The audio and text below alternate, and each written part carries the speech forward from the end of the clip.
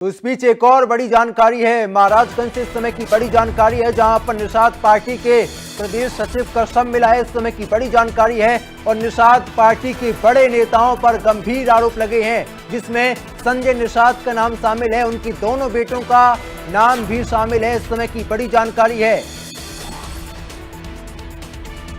तो मृतक के परिजनों ने गिरफ्तारी की मांग की है और निषाद पार्टी के बड़े नेताओं की गिरफ्तारी की मांग की गई है। आत्महत्या से पहले मृतक ने पोस्ट किया था और शीर्ष नेताओं पर हत्या और उत्पीड़न के आरोप लगाए हैं। सवाल ये, आरोपों में कितना है दम और संजय निषाद पर कब कार्रवाई की जाएगी, ये भी एक बड़ा सवाल है।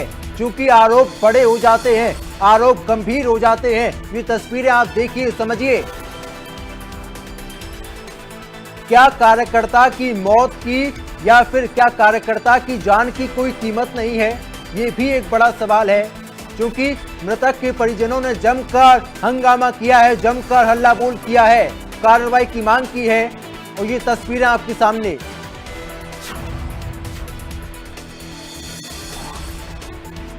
निषाद पार्टी के प्रदेश सचिव का शव मिला है और शव मिलने के बाद कई तरह के सवाल लगातार बने हुए हैं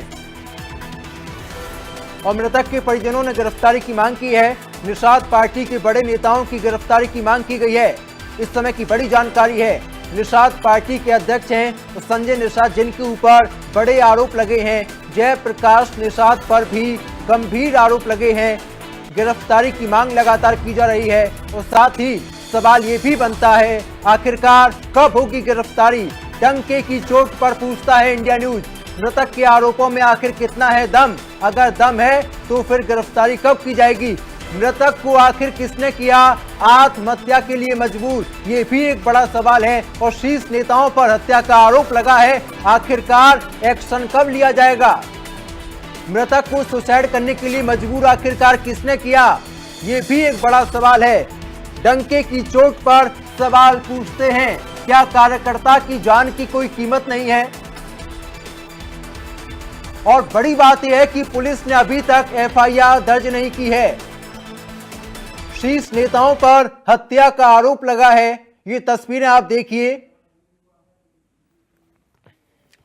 इंजीनियर डॉक्टर आई विधायक है, इंजीनियर सरवन निषाद, इंजीनियर परवीन निषाद, जयप्रकाश निषाद, माननीय मंत्री डॉक्टर संजय निषाद, ये लोग मेरे भाई के पीछे तकरीबन जहाँ भी निषाद समाज की लड़ाई होती थी, मेरा छोटा भाई लड़ता था। अपनी गाड़ी, अपनी मेहनत से, अपनी जमीन बेच के लड़ता था। उन लोगों को नागवार गुजरा। कई बार मेरे भाई को फर्जी मुकदमे डलवा के उसको जेल करवा दिया। मेरी गाड़ी अभी थाने में है, फर्जी मुकदमे डलवा के। और मरवाने वाला ये जयप्रकाश निषाद, ये इंजीनियर सरवन निषाद, विधायक मंत्री, ये दोनों तीनों मिलकर चारों मेरे भाई को रुखसार डेली मारने वाले सुनने पे हम लोग, ये हमारा बाबा साहब का दिया हुआ अधिकार है। ये हमारी मांग को नहीं मानी जाएगी जब तक मुकदमा दर्ज नहीं किया जाए उन चारों के खिलाफ, तब तक डेड बॉडी आसम में जाएगी। लोगों ने यही कहा कि आप मुकदमा दर्ज करिए, पीएम हो, उनका दाह संस्कार हो।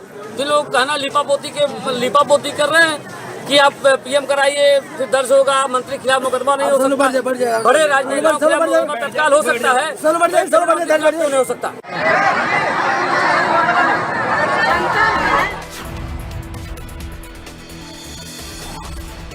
तो कार्यकर्ता की मौत है, जिम्मेदार कौन है, बड़ा सवाल है। संजय निषाद आखिर मौत पर क्यों है फसाद? क्या कार्यकर्ता की जान की कोई कीमत नहीं होती है? मौत के लिए आखिरकार दोषी कौन है? ये भी डंके की चोट पर सवाल पूछ रहे हैं।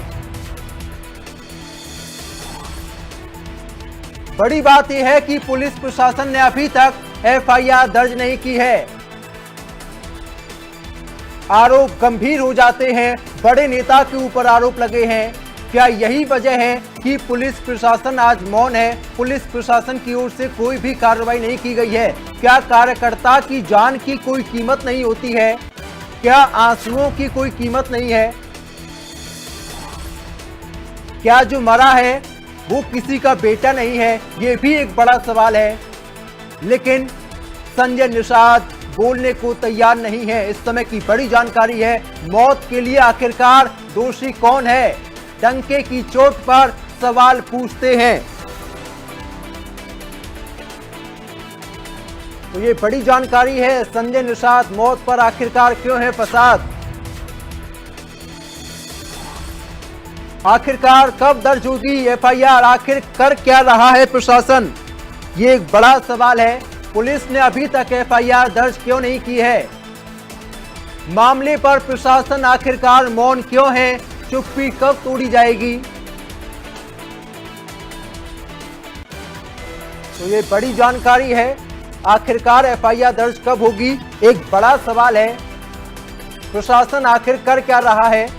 शीर्ष नेताओं पर अगर हत्या का आरोप लगा है तो क्या प्रशासन मौन रहेगा, चुप रहेगा, एफआईआर दर्ज क्यों नहीं की जाती है। क्या जो मरा है वो किसी मां का बेटा नहीं है, क्या वो किसी का भाई नहीं है, ये भी एक बड़ा सवाल है। लेकिन बड़े बड़े अधिकारी मौन हैं, बड़े बड़े अधिकारी चुप हैं। संजय निषाद साहब बोलने को तैयार नहीं है, प्रशासन कोई भी कार्रवाई करने को तैयार नहीं है। बड़ी बात यह है अभी तक एफआईआर दर्ज नहीं की गई है। मामले पर प्रशासन आखिरकार मौन क्यों है, पुलिस ने एफआईआर दर्ज क्यों नहीं की है, आखिरकार एफआईआर दर्ज कब होगी, डंके की चोट पर सवाल पूछ रहे हैं। आखिरकार प्रशासन कर क्या रहा है, मौत के लिए कौन जिम्मेदार है।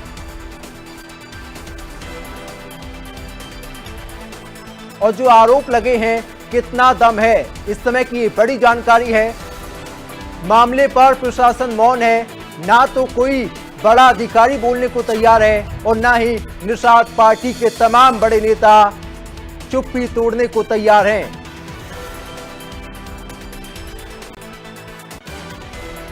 और ज्यादा जानकारी के साथ सहयोगी सुशील कुमार इस समय लाइव मौजूद हैं। सुशील, आरोप बड़ा हो जाता है, आरोप गंभीर हो जाते हैं, लेकिन बड़ी बात यह है कि प्रशासन ने अभी तक एफआईआर दर्ज नहीं की है। देखिए, बिल्कुल ठीक है, आपने एक बड़ा मामला है और कहीं ना कहीं उत्तर प्रदेश सरकार से जुड़े हुए कैबिनेट मंत्री डॉक्टर संजय निषाद और उनके दोनों बेटों पर ये आरोप लगाते हुए एक जो है कार्यकर्ता ने अपने जो है आत्महत्या कर ली है। क्योंकि पूरा मामला है पनियरा का है, महाराजगंज का, और जो ये कार्यकर्ता ने जिसने अपने आप को अपनी जान को खत्म किया है, अब उसने आत्महत्या की है। लेकिन इससे पहले बाकायदे उसने एक पत्र लिखा है और उसमें बताया है कि पिछले 10 सालों से वो लगातार निषाद पार्टी के लिए तकरीबन 40 से 45 जिलों में जाकर काम करता रहा है और लगातार उसकी ख्याति बढ़ रही थी। इसको लेकर के जो है संजय निषाद और उनके जो दोनों बेटे हैं उनके द्वारा लगातार जो है इनका जो है राजनीतिक शोषण किया जा रहा था और बाकायदे इन्हें कई बार फर्जी मुकदमे में भी फंसाया गया। इसमें वो जेल भी गया था। वहां से बाहर आने के बाद भी डॉक्टर संजय निषाद, जैसा उसका कहना था कि संजय निषाद ने नजदीकियां बढ़ाने की कोशिश की थी, लेकिन उस दौरान भी जो है इसके साथ साजिश की गई और उसमें पूरी तरीके से इस साजिश का वो शिकार हुआ और इसको लेकर के लगातार वो जो है क्षुब्ध था और ऐसे में बहुत बिल्कुल कहीं ना कहीं आरोप गंभीर हो जाते हैं। फिलहाल के लिए आपका धन्यवाद, लगातार हम सवाल पूछते रहेंगे।